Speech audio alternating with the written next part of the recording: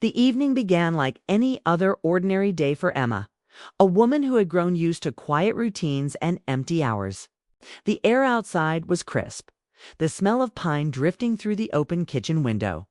She had just set a pot of stew to simmer when her phone rang. It was her husband, Daniel, calling from work.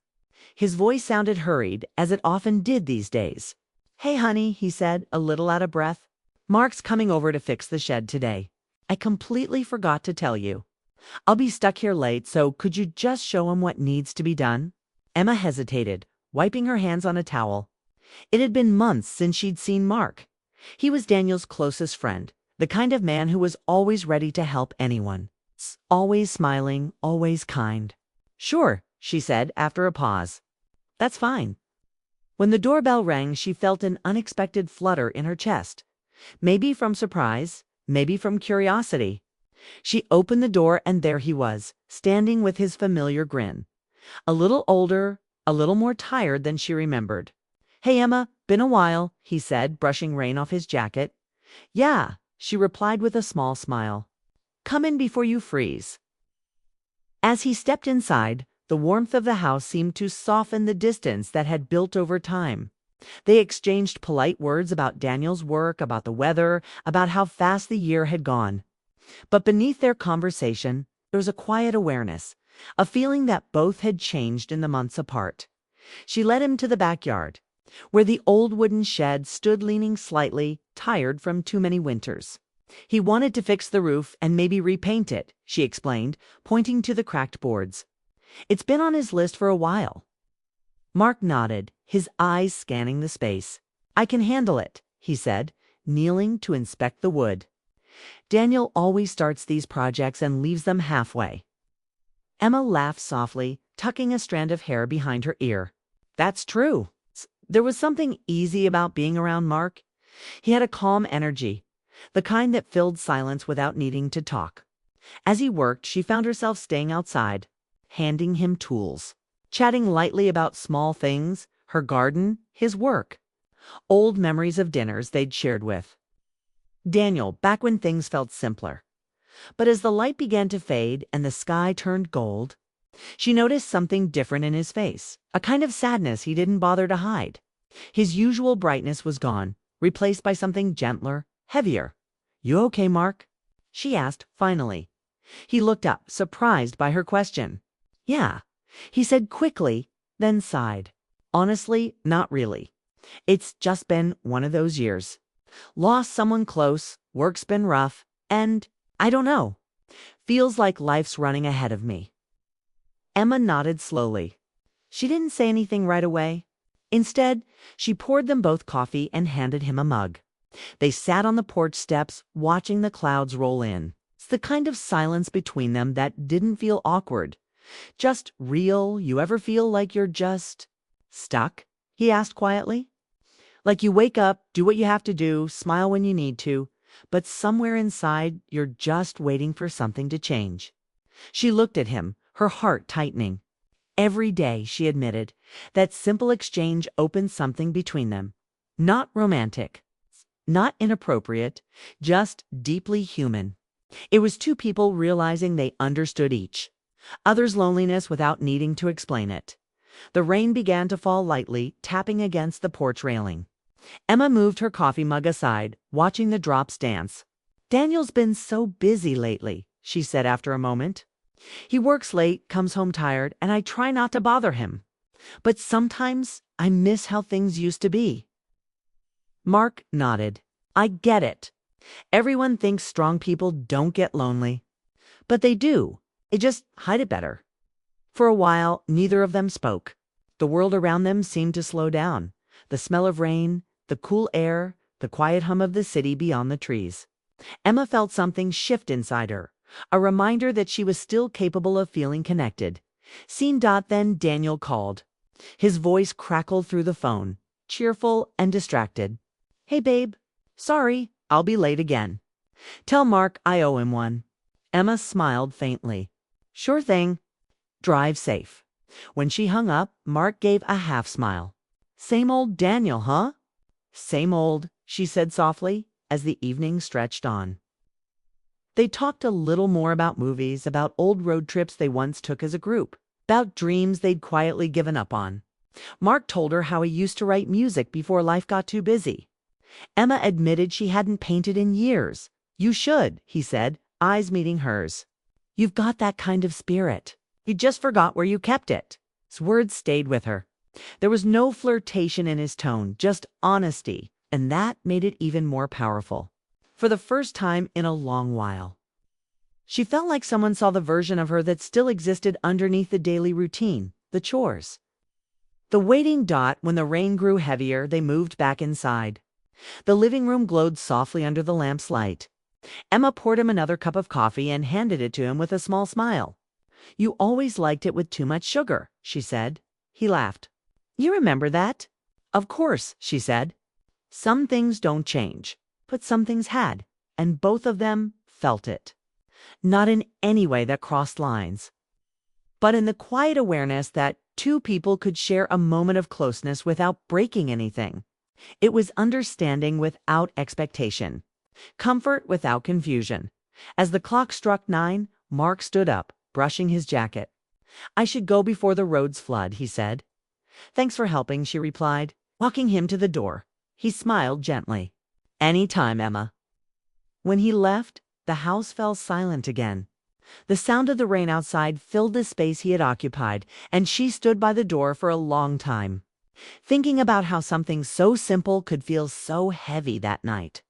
As she turned off the lights and walked to her room, she couldn't help but think of the look in Mark's eyes, the sadness, the warmth, the quiet gratitude. It wasn't love. It wasn't anything that could be named. But it reminded her of something she hadn't felt in years: connection. She lay awake for hours listening to the rain, feeling both peaceful and uncertain. Somewhere between comfort and guilt, between remembering and longing. She knew that something inside her had quietly changed that night. She didn't know what it meant yet, only that it had started with a visit she hadn't expected, from a man who reminded her that being seen, even for a moment, could make a person feel alive again. And though she tried not to think too much about it, she knew deep down that simple evening would not leave her easily. The morning light crept through the curtains, and Emma stood in the kitchen staring at the steam rising from her coffee. She couldn't stop replaying last night, not the rain, not the words, not even Mark's face, but that silence they had shared. It wasn't wrong, but it had stayed with her, lingering like the faint smell of rain on wood. Daniel had left early again for work, kissing her on the cheek before rushing out, barely noticing her distant eyes. The house felt too big, too quiet, too empty, by noon. She had almost convinced herself to forget about it all until the doorbell rang. She wiped her hands on a towel and opened the door, and there he was again. Mark stood on her porch with a small smile and a box of tools. "Hey," he said, casual but gentle. "I thought I'd finish fixing the shed today." She blinked, surprised. "You really don't have to." "I know," he interrupted softly, "but I wanted to." Something about the way he said it, calm, certain, kind, made her step aside and nod. "Come in." The morning passed quickly. He worked outside while she baked in the kitchen, the smell of cinnamon filling the air. When she brought him some lemonade, he looked up and smiled. "You still make the best lemonade in Oregon," he teased. She laughed. "I'm not sure that's a high bar, Mark." Ch. He chuckled, and for a moment the weight he carried seemed to lift. They worked side by side after that, she holding the paintbrush, he climbing up to fix the broken shingles. Their rhythm was quiet, unplanned, but natural. Every time their hands brushed by accident, both felt that small jolt of awareness that neither spoke of. When the sun began to set, the shed looked new again. The wood gleamed, the paint was fresh, and the yard smelled of cedar and air after rain. "It's good as new," he said proudly, stepping back. "You really didn't have to go this far," she said, brushing a smear of paint off her hand. "I wanted to do something that felt useful," he replied simply. "Been a while since I've felt like I helped anyone." Honesty caught her off guard. "You do help people. Daniel always says you're the one who keeps everyone together." Mark smiled, but it was the kind of smile that didn't reach his eyes. "Maybe I used to be. She wanted to ask more, but the air between them felt fragile. They went inside to wash up, and as she poured him coffee, their eyes met again. Not by accident this time. There was something in his look she couldn't name. It wasn't bold, it wasn't wrong, but it was deep, like he saw through every layer she'd built to hide her loneliness. He broke the silence first. "You seem different lately," he said, studying her carefully. "Different how?" she asked, pretending to focus on her coffee. "Quieter. Sad, maybe. Like you've been holding your breath for too long." Her lips parted, but no words came. For months, she had moved through her days like a ghost, cooking, cleaning, waiting. But hearing someone notice it made something ache inside her. "I guess," she said softly, "I just forgot how to feel like myself." Mark nodded. "I know that feeling." There it was again, that quiet understanding that didn't need more words. She wanted to change the subject, to escape the weight in her chest, but instead she asked, "What about you? You said life's been heavy lately. You okay now?" He looked down, then met her eyes again. "Not really, but being here helps." Her heart skipped, and she looked away. She wasn't sure how to respond, so she said nothing. The silence stretched, not cold, but alive with everything neither dared to say. She turned to grab a towel and accidentally knocked over a small jar of sugar. It spilled across the counter like snow. Mark moved to help, their hands brushing as they reached for the same spoon. They both froze. The world outside, the ticking clock, the soft hum of the refrigerator seemed to disappear. "Sorry," she whispered. He shook his head. "Don't be." For a heartbeat, they just stood there, neither moving. Then Emma stepped back, taking a deep breath, her heart pounding harder than it should. "We should clean this up," she said quickly. "Yeah," he said quietly. "We should." They finished cleaning in silence, each pretending not to notice the unspoken current between them. When the counter was spotless, Emma glanced at the clock. "It's getting late. You should stay for dinner. Daniel won't be home for hours." He hesitated, then nodded. "If you're sure?" "Sure," she said, almost too quickly. Dinner was simple: pasta, salad, and the soft sound of rain outside. Mark told stories from their college days, making her laugh, really laugh, for the first time in weeks. It felt good, too good. As he talked, she noticed how easily he filled the silence Daniel usually left behind. He looked at her when she spoke. He listened. He remembered small things she said. And the way he looked at her, it wasn't longing or guilt. It was warmth. Like he saw the person she had once been and wanted her to see it too. When she laughed too hard at one of his jokes, he smiled and said quietly, "It's good to see you like this again." Her voice softened. "Like what?" "Alive," he said simply. The word hit deeper than he probably meant it to. She looked down, fiddling with her fork, afraid her eyes might give too much away. After dinner, they stood at the sink together, washing dishes. The radio played an old song from the 90s, one Daniel used to sing when they were younger. She hummed along without thinking. "You still remember it?" Mark said softly. "Hard to forget," she said, smiling faintly. He watched her for a moment longer than he should have. "Daniel's lucky," he said quietly. She turned her head slightly. "Don't say that." "Why not?" he asked gently. "Because you shouldn't." "Maybe not," he said, voice low, but it's true. The words hung in the air, gentle but dangerous, warm but distant. She didn't know what to say, so she said nothing. When he finally stood to leave, she walked him to the door again. The wind had picked up outside, rustling the trees. "Drive safe," she said softly.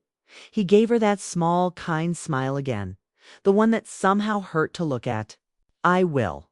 As he walked to his truck, she stood in the doorway, watching his taillights fade into the night. For a moment, she thought about calling Daniel, just to talk. But when she picked up her phone, she didn't. She turned it over in her hands and set it back down. In the quiet that followed, she realized how easy it was to miss something you didn't even know was missing: a conversation, a glance, a simple feeling of being understood. Emma sat by the window for a long time that night, her coffee gone cold beside her. The house was still, the rain gentle against the glass. She thought of Mark's eyes, the softness in his voice, and the way he had said she looked alive. It wasn't love. It wasn't betrayal. It was a reminder that sometimes, when life grows silent, all it takes is one look to remember who you are. And that night, for the first time in a long while, Emma felt like herself again, confused, hopeful, and quietly alive. The following Friday came quietly. The rain had stopped, but the sky still carried that gray softness that made everything feel slow. Emma was tidying the living room when Daniel called. "Hey, Em," he said cheerfully. "Mark's coming over again. We finally got that new home theater system, and I promised him we'd test it out tonight. But I've got to run an errand before dinner. Can you let him in?" Her heart skipped for just a second. "Sure," she replied, her voice steady even though something inside her stirred. When the doorbell rang an hour later, Mark stood there holding a small bag of popcorn and a familiar smile. "Guess I'm back again," he said lightly. "Seems like it," she answered, opening the door wider. "Come in. Daniel's running late again?" He chuckled. "That doesn't surprise me." They set up the projector together in the living room. The new system glowed softly, the kind of warm light that made the space feel almost cozy. Mark checked the cables while she arranged the blankets on the couch. The smell of buttered popcorn soon filled the air. Everything felt strangely normal to normal. Considering how much emotion was sitting quietly beneath the surface when the movie started. It was one of Daniel's favorites, a classic action film. Emma tried to focus on it, but her mind drifted. She was aware of the closeness the way Mark sat a little too carefully, as if he didn't want to invade her space, but also didn't want to sit too far. 15 minutes in, she realized she hadn't heard a single line of dialogue. Her heart was too busy listening to the silence between them. Mark leaned back and said softly, "I can't believe Daniel made you watch this one again. He's seen it, what, 10 times? "Probably more," she said, smiling. "He knows every line by heart. He always did like predictable endings," Mark said, half to himself. The comment made her glance at him. There was something in his tone, a quiet sadness again. "And you don't?" she asked. He looked at her then, his eyes catching the light from the screen. "I used to, until I realized life doesn't really give them." That answer made her chest tighten. She didn't reply. She just looked away, pretending to focus on the film, even as her thoughts tangled. Minutes passed. The movie played, but neither was really watching it. Then Mark spoke again, softer this time. "Emma, can I tell you something?" She hesitated. "Of course," he exhaled, his voice low and steady. "You've changed. Not in a bad way, just you used to laugh louder. You used to talk with your hands. You used to light up rooms without knowing it." Her heart fluttered, caught between surprise and confusion. "I didn't think anyone noticed." "I did," he said simply. "I always did." The words hung between them like a quiet confession. Not of love, not of anything wrong, but of recognition. Someone had seen her fading and cared enough to notice. She forced a small laugh, trying to ease the tension. "You sound like a poet tonight." He smiled faintly. "No, just honest." The room fell quiet again, the flickering light painting soft shadows on their faces.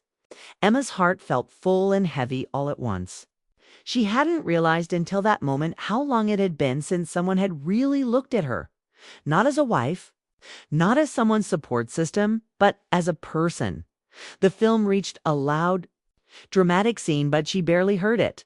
She turned to him and asked quietly, "Why do you look at me like that?" Mark didn't answer right away. He just held her gaze, calm but unshakable.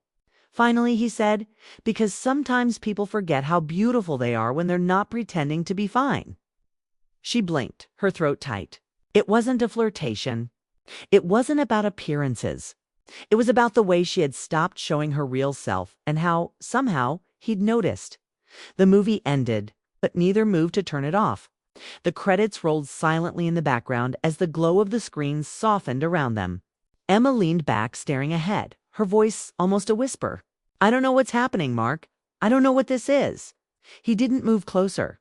He didn't reach out. He just sat there, hands folded, eyes kind. "It's nothing we have to define," he said gently. "Sometimes people meet at the right time for the wrong reasons. Sometimes they remind each other how to breathe again." "That's all," she nodded, eyes glistening. "You make it sound simple." "It is," he said quietly. "Simple doesn't mean easy." The sound of rain began again outside, faint against the window. Emma wiped her eyes before the tears could fall. "You know," she said with a small smile, "I thought you came here to watch a movie." "I did," he said softly. "I just didn't know it would be you I'd end up watching." For a moment she didn't breathe. His tone wasn't heavy. It was tender, honest, almost protective. He wasn't watching her in a way that made her feel guilty. He was watching her like someone who finally saw the light coming back into another person's eyes. She gave a shaky laugh, trying to keep things light. "You've always had a way with words, Mark." He shook his head. "No, I just mean them." The clock on the wall ticked softly. Time felt suspended, not romantic, not forbidden, just fragile. Emma felt something stir inside her, not attraction exactly, but awareness. The realization that she had been living quietly invisible for so long, and in that small moment, she wasn't. She turned to him, her voice soft. "Thank you for reminding me." He looked at her with that same gentle smile. "Anytime." Car pulled into the driveway outside Daniel's. The moment broke, like glass, sharp and sudden. Emma stood up quickly, smoothing her hair. "He's home." Mark nodded, standing too. "Yeah." The front door opened and Daniel's voice filled the house. "Hey, you too. Did it work? How's the setup?" Emma forced a smile. "Perfect," she said. Mark laughed lightly, masking everything that hung in the air. "It's great, man. You'll love it." Daniel clapped him on the shoulder, unaware of the quiet storm that had passed between them. "You're the best. Couldn't have done it without you." Mark just smiled. "Glad to help." But as Daniel turned his back, Emma and Mark shared one last look. Quiet, understanding, unspoken. There was no guilt, no plan, no crossing of lines. Just two people acknowledging that something inside them had shifted forever. Later that night, after Mark left and Daniel fell asleep, Emma sat alone on the couch. The movie screen was still glowing faintly, reflecting her face back at her. She thought about what Mark had said, that sometimes people forget how beautiful they are when they're pretending to be fine, and for the first time in years, she didn't feel invisible. She felt seen deeply, fully, and honestly. Not for what she did, but for who she was. She smiled through quiet tears, whispering into the still air, "You wanted to watch me, Mark? And I guess I wanted to be seen." The house was silent again, but she felt alive in a way she hadn't in years. It wasn't love, and it wasn't betrayal. It was awakening, the rediscovery of herself reflected through the kindness of another soul who had been just as lost. The next morning arrived with pale light slipping through the curtains. The air was cool and still, and for a long moment Emma just stood in the kitchen, staring out the window at the wet grass. The night before still lived in her chest, the silence, the words that look. Nothing had happened, and yet everything had changed. Daniel came in, cheerful as ever, holding his coffee mug. "Morning, sweetheart," he said, kissing her on the forehead. "Did Mark leave late last night?" He texted saying the setup worked perfectly. Emma nodded, forcing a smile. "Yeah, he stayed until you got home. You must have just missed him." "Ah, too bad," Daniel said icily. "I wanted to thank him again." He sat at the table, scrolling through his phone, talking about work, the day ahead, and some upcoming trip. His words faded into the background like static. Emma's mind wasn't there. She kept hearing Mark's voice from last night. Sometimes people meet at the right time for the wrong reasons. When Daniel left for work, the house fell silent again. She tried to busy herself, laundry, dishes, watering plants, but every small thing reminded her of the quiet moments she'd shared with Mark. It wasn't love, she kept telling herself. It was something else, something quieter. Understanding, connection, the kind of bond that happens when two lonely people recognize each other's silence by afternoon. She was sitting by the window when she saw a familiar truck pull up outside. Her breath caught. She hadn't expected him today. Mark stepped out, his expression thoughtful. Holding something in his hand, a folded note. She opened the door before he could knock. "You're here," she said softly. "Yeah," he replied, eyes calm but distant. "I needed to drop something off for Daniel." "His wrench set?" "He left it in the shed last night." "Coo," she said, relief and sadness blending into one.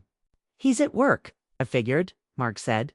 He handed her the small box, but didn't move to leave right away. The air between them was heavy with unspoken words. "You could have just left it by the door," she said quietly. "I know," he said, "but I guess I wanted to say goodbye properly." Our hearts stilled. "Goodbye," he nodded. "Yeah, I got offered a job in Seattle. I'm leaving next week." For a moment, she couldn't speak. The world outside seemed to blur. That's great, Mark. You've been wanting a change." "Yeah," he said softly, "but sometimes change comes when you're not ready for it." They stood there in silence, both unsure what to say next. Emma finally spoke. "Last night you don't have to explain," he interrupted gently. "Nothing happened. Nothing needs to. But it meant something," she said, her voice trembling slightly. He smiled faintly. "It did, and that's why I need to go. You've got a life here, Emma, a good man who loves you. I don't want to be the reason anything breaks." Tears burned behind her eyes, but she blinked them back. "You're not," she said. "You reminded me that I was more than I'd let myself become, that I could still feel alive. That's all I wanted," he said softly. "To see you find that again."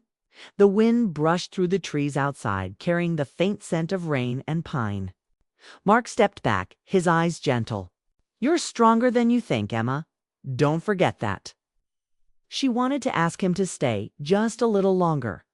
Not for love, but for closure. But instead, she nodded. "I won't forget." He smiled. That same warm smile that had first walked through her door days ago. "Good," he said. "Then my work here's done." They shared one last look, long enough to say everything words couldn't. Gratitude, sadness, respect, and something deeper that neither dared name. Then he turned and walked to his truck. Emma watched him go, her heart tightening with every step he took. When the engine started, she stepped onto the porch. The sound of gravel under his tires echoed in her ears. And just before he turned the corner, he looked back once. Their eyes met for the final time. No promises, no regrets. Just goodbye. When his truck disappeared, she stood there for a long time. Arms wrapped around herself, feeling the wind against her face. The ache in her chest wasn't heartbreak. It was something quieter, cleaner. The kind of ache that comes from growing, from letting go of what could never be, but would always matter. That evening, Daniel came home smiling, tired but happy. "Guess what?" he said. "Mark called me on the way out of town. Said he might be moving soon. Didn't tell me where, though. Probably wants to surprise me later."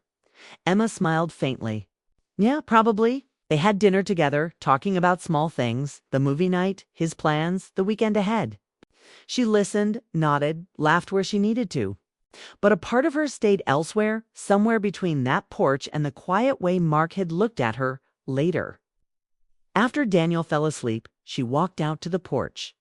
The night sky was clear for the first time in days, the stars bright above the dark trees. She sat there, pulling her sweater tighter. Listening to the wind, she thought about how strange life could be. How people could walk into your world for a moment and still leave a mark that time couldn't erase. She thought about Mark's words, "Simple doesn't mean easy." He was right. Nothing about their connection had been easy, but it had been real, and in that truth, she found peace. She whispered into the still night, "Thank you, Mark." Inside, Daniel stirred in his sleep. Unaware of the quiet storm that had passed through their lives and left them both changed in ways he'd never see. Emma watched the stars for a long time, her heart both full and calm. She knew she loved her husband. That hadn't changed. But now she understood love differently, not as something that kept her small or silent, but something that grew stronger when she remembered who she was within it. Mark hadn't broken her marriage. He had helped her find herself again. And sometimes that's what fate does. Sends someone into your life not to stay, but to wake you up, as she stood to go inside. The wind brushed her hair and she smiled faintly. The ache was still there, but it no longer hurt. It reminded her that she was human, capable of feeling deeply, honestly, and without shame. Before going to bed, she glanced once more at the sky and whispered softly, "Goodbye." That night she slept peacefully for the first time in months. And in her dreams there was no rain, no silence, no distance, just light, warmth, and the quiet certainty that sometimes the right goodbye can heal more than it breaks.